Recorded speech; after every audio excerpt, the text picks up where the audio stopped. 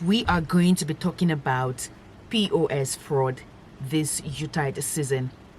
Before today, some persons have come out to, talk about how they use the particular POS machine, and when they went home, they just start getting debit alert. It's always debit alert. You can never get credit alert from these people. You start getting debit alert, and it comes in a way that you cannot trace where that money went to, even when you go to bank. Well, you can trace, but some people, Nigerians are very it comes laid back. The discretion, and I've had cases where people visited banks and they told them that this particular thing, you are not seeing any name, it's just figures that we can't trace this. The bank doesn't want to do their job. Okay, unless that's the case. So people have been defrauded on several occasions. So today we thought it wise to discuss this and also reawaken your consciousness and let you know that you need to be extra careful out there. It's not everywhere that you go to that you just slot in your card in the POS machine, and when you do, there are basic things that you need to look out for. So Mr. Tony, I am going to start with asking you what prompted you. You shared a very shocking story with me. Yeah. So let's start, because that's the bone of contention this morning. So before I tell that story, I want to corroborate what you just said about people getting alerts, right? Mm-hmm. POS is supposed to make life make life easy for people who transact, right? Yes. Especially when you're doing small money transactions, so you don't have to go to the bank, right? And so I believe that's why the central bank came up with that idea, right? But the problem is that it's become an avenue for fraudsters to steal from unsuspecting members of society. I, for one, have never done POS in that regard. Never. Since it came out, I have never ever given any POS point my card, as a means to withdraw money. I have never done it. I will never do it, right?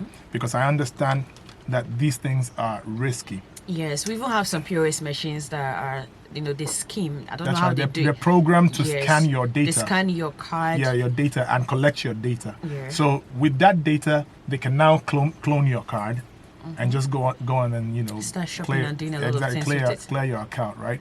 So if you're out there and you're accustomed to using POS, beware. It's not safe at all, right? It's not safe. If you must use the POS, then ask the vendor if they accept transfers, right? So that way you transfer to their account and pay their charges, then they can give you money. But don't swipe your cards with the POS machine.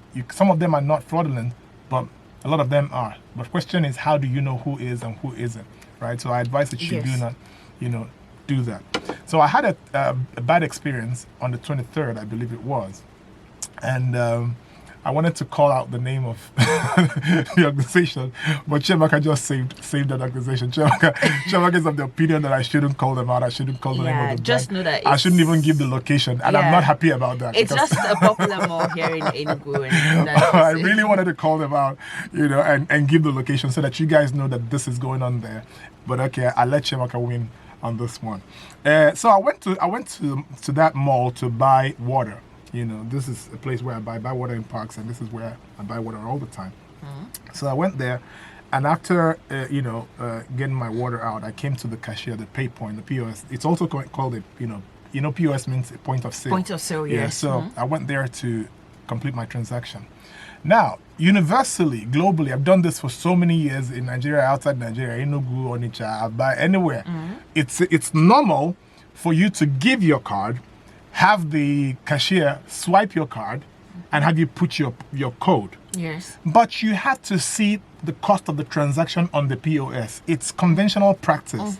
Yeah, it is a must. You need to see it to know how much you're being charged. They want to debit from your account. Yes. And this is my experience all these years of using POS, locally and internationally. But all of a sudden, this girl is telling me I can't see the amount she's charging me on the POS. I'm like, no, this is not right. Now, and this same girl she's done it to a number of people before me, and nobody complained. I'm not that kind of person that will just let anything slide. I must do the right thing. And I said, no, you can't have me put my code on this POS without letting me see how much you're charging me. She started shouting at me. No, that is how it's done. That is how it's done. The system has changed. I said the system can change. This is a global technology. Practice, yes. The system can change. And she kept shouting at me. And I said to her, "Ne, what you want to be?" And she kept shouting. Okay. And then the next thing she said, another colleague came over and said, "What's the matter?" I said, "This girl is trying to make me put my code without letting me verify how much she's charging me for this transaction." You know, I said to the young man, "What if she's trying to overcharge me?" The young man almost swore, "No, that is not possible. That is not possible." And the girl, acting like she was upset with me, decided she wasn't going to complete the transaction, that I should go to another point of sale. Yes. So me, like my defeated appearance, walked away with my transaction to another pay point. When I got to the pay point, it wouldn't work, right? Mm-hmm. It wouldn't work. And because there's a crowd there, all of them weren't treating customers right. They were all in a bad mood. I can understand that it's festive season, they're stressed out and all of that. But this girl was trying to steal from me. But at this point, I didn't have proof, right? Mm-hmm. So what I did was I now went back to her pay point. Now I was clearly upset. And I went back to her pay point and said, "Hey, run this transaction so that I can get out of here." She said to me, "Zenibank doesn't work." I'm like, "In just a second, how do you know Zenibank doesn't work? It hasn't been 2 minutes that I walked away from your desk. So how are you telling me Zenibank?" I insisted she ran it again. She wanted to insist, and I'm saying, "No, I'm not walking away. Do this transaction again." So she scanned the code she had already saved. It didn't work. Of course, she had cancelled it. This girl was a good smart one. Yeah, not the smart one. She's a crook, you know. So I now said, "Okay, scan the water again." I brought back the packs of water again, and she scanned it. Lo and behold, the figure changed. Oh. She had overcharged me. And because she overcharged me, she didn't want me to see it on the POS. And that was why she told me that the system had changed and that you're not able to see your transactions now. I'm like, you think I'm an illiterate? How can you make me put my code, on a payment gateway without letting me verify how much you're charging me? You say, "Oh, what happened? Please check there if he has any other extra items." You can't possibly be saying that. You were the one that scanned my packs of water. Yes. You knew I didn't have any other thing. Because when you come with your shopping cart, yes, they pull everything from it and drop it on the table and then start checking exactly. it. You confirmed all of that before you actually calculated and tried to bill me. So lo and behold, this girl was stealing from customers. And so she had done that, the same thing to many customers before me, I believe. I wasn't the first person, right? And so the same girl that was shouting at me had now been discovered to be a thief. And so she kept quiet. So I said to the young man that was vouching for her, "You see why I was insisting that she had to show me the cost of my transaction before I put my code on it. And you all thought I was trying to make trouble." It is conventional practice for you to confirm your bill before you make payments. Putting my code is me accepting that bill and making payment. So you needed to verify. And the young man who was vouching for her was so dumbfounded that he kept quiet. He didn't say a word anymore. I said, "You see what I'm saying?" The same girl who was shouting at me previously now kept quiet because we discovered she was a crook, right? Anyways, she did the correct transaction and I walked away from her table. I stepped out of the mall. But it dawned on me that no, you just can't walk away. You need to report this girl because apparently she's been doing this to many unsuspecting customers. And so I went back to the manager and reported her. So they said I encouraged them to investigate all the transactions before mine because I was certain she has been doing the same thing to other customers. Anyways, the management apologized and I took my water and walked away. Now, I decided we're going to bring this to you because this is festive season. Yes. A lot of you are busy. A lot of you are in a hurry. A lot of you are stopping at different malls and doing different transactions because you want to go to the village. You're not verifying your transactions. There's another thing. Because of the way these malls, this shopping places, these business centers, because of the way big, they right? present themselves, yes. the way so they you trust operate. them. Yes, so yes. people naturally, trust without them. Yes. any soothsayer coming to tell them, you need to trust these people. They just trust them on their own and they just go ahead. Whatever they give you, once they just give you the POS, some people don't even look. They just type in their code and give it back. I always do though, but I've been shopping with this particular thank God I didn't mention the name. I almost did. I've been shopping with this particular establishment for a very long time, so I've come to trust them somewhat. Yes. But you see, I may not blame the establishment, Sometimes they are complicit. Sometimes actually they do these things with their staff, right? So some establishments are just fraudulent and they do these things with their staff. But sometimes it's just the staff being a bad staff and trying to steal from customers, right? So in this case, I don't know what it is, but who I know is a girl who tried to rip me or who tried to steal from me. So, but you who use different POS pay points at the mall, at the supermarket, or whatever, you have to be careful. Anywhere you go to. Don't just trust any business. Verify your transactions before you make payment.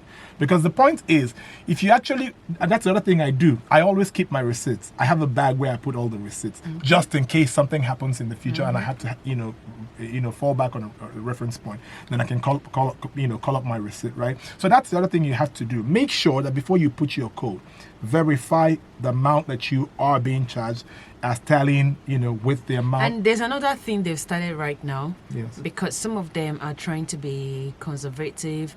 They will tell you. Okay, they won't print the receipt, right? Exactly. What kind of attitude is this? Exactly. Okay, that's good. Okay, you're trying to reduce cost. That's a that's good one. for you on your own side. What about me? Then what about me? What happens to me? What if I go and especially when you've tried withdrawing 2 or 3 times and I'm now charging. Sometimes. Okay, you mean at the commercial pay points? Yes, yes. You might be debited just once. Yes. Maybe if you tried it 2, 3, 4, 5 times, you only get 1 debit alert. Then by the time you get home, you start getting the rest. Multiple alerts. Multiple alerts. So now what do you do? How will I come back and then prove to you? Because if I come back here tomorrow, you can vehemently deny me, and there is nothing. I don't have any evidence except if I keep making noise and people drag you to whoever it is that gave you that the company that owns that POS. If people now come in and wait in and then drag you, we go there and they look at your transaction history. Yeah, but anyway, in that case, you can actually go and print your bank statement. It will always be logged on your bank statement. Really. Yeah, true. But a lot of people don't know that. That's the thing,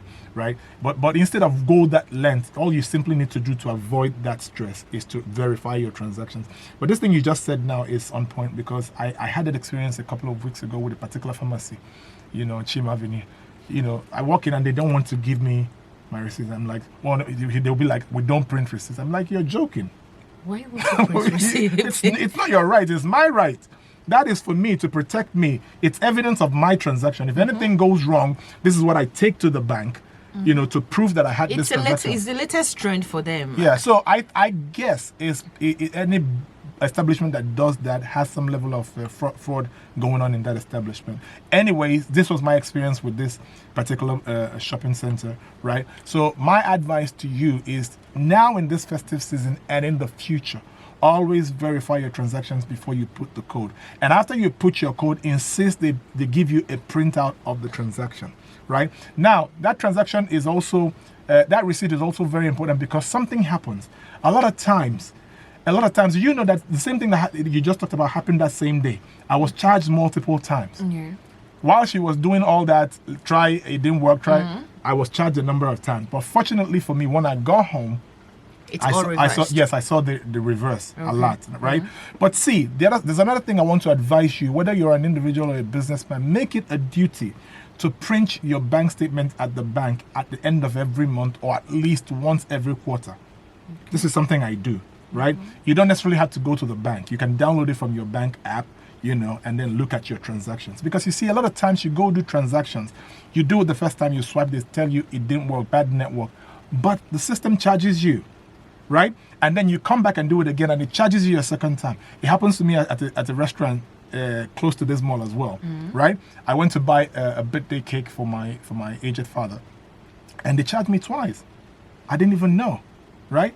I didn't even know. It was much later in my usual location. I started going through my transactions. I found out I was charged twice. So I went to the bank and the bank refunded me. So imagine if you had a lot of money in your account, how much you're losing to double or triple transactions and you wouldn't even know. And then you keep losing this money. So the only way for you to find out is to go back, print your bank statement and actually go transaction from transaction. What happened? Anything you see charged, any item you see charged 2, 3, 4 times is illegal. That money has to be refunded you, and then you can make a case, with the bank. So POS is devised to help you, to make life easy, but it's also dangerous, right? A lot of fraudulent people are sitting there by the roadside and claiming to be POS agents, but they don't have those POS machines from regular banks. Yes.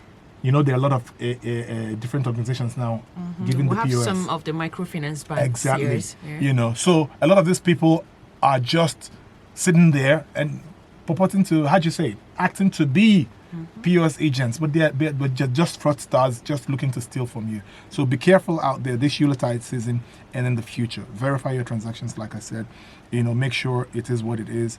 Ask for your printout, and then at the end of the month, make sure you print your statement and go through your transactions. Okay, do we have anybody that takes care of cases like this? Are there places Yeah, where we could yeah. report these could- people, not even going to the bank to get our money back, but reporting the perpetrators of this act? Because Yes. I believe if we have a body that takes care of them, Yes. that way we are going to reduce or even totally take them off from our society. Yeah, Is there good anything? question. First point of call is for you to find out the organization, Okay. the bank that gave them the POS, right? A lot of them are from major banks, so you need to find out. And usually, those that are from major banks, you'll see the brand on the bank on their POS Yes, you will. machine. So what you can do is go to that bank and report any illicit or suspected illicit transaction. That is first point of call. Now, if you find out that the other ones are not from the major banks, try to find out what bank. But if you can, go straight to the police, right? But if you've tried everything and that you can and nothing works, then you can go to central bank. Okay.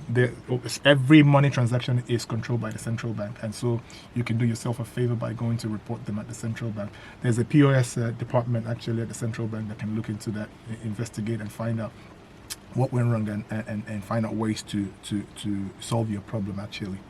Yeah. Oh God, it's very bad. It is. They were looking is for like- ways to make life less stressful, and Exactly. some other persons are thinking of Sitting how down. to rob us of our hard-earned money. Every account I have, especially my business accounts, have how do you call that thing? A token. Token, yeah. So when people see me with stashes, stacks of token, they'll be like, what is all this now? What is all this? And what I usually my typical answer would be, you're working hard to make money, and somebody's sitting down somewhere devising ways to steal from you. So what you need to do is go buy a padlock like this one. So for me, so that's You know, that's we a used to have padlock. this impression that people that have token are the ones that have millions in their Not account. necessarily. But it's not actually. Not necessarily. Yes, you need to have a token to protect your account, because what Yes. happens is that if your phone is hacked or your phone is stolen and they have access to your app, they won't be able to do any transaction without the token. So that's why tokens are very important. But I want to make this point. A lot of you are lazy about having hardware tokens, so you're actually requesting the soft tokens. It doesn't make sense. Now, because a hacker hacks into your phone, then they see the app and they see the token on the same Yes. phone. They also have access to your line at that moment. That's right. So it's just like you taking the password of your vault Yes. at the office or at home and putting the password right on top of the vault. So a criminal comes in, they see the code, and they open They the have vault. access to Right. everything. So don't use a soft token, because soft tokens makes your whole bank vulnerable. Use a hardware token, because it's outside your phone. So if they hack your phone and they have access to your app, they will require that token, which is definitely with you, and they can't steal your money. Okay, so this edition has been shocking. Yes, it has been. And also educative on the Yeah, other hand, that's right. because I get to find out that it's not all about how big a place is. Even Yeah. in those big places that we just trust, there are a whole lot of things happening, going wrong in there, and then we need to be extra careful out there. I'm always particular about where I slot in my ATM card, the POS machine that I Exactly. use. Exactly. If it's an environment that I am conversant with, that I visit regularly, I look out for that place. I just first of all find out, you have just a table and a chair. Does this look like a place, like a permanent shop or a permanent place you Yeah. come all the time, or you just brought the table and chair today as well? This is your new location. You just come and rip people off, Anybody and then you change anybody can location do that, again. yeah. Yeah, because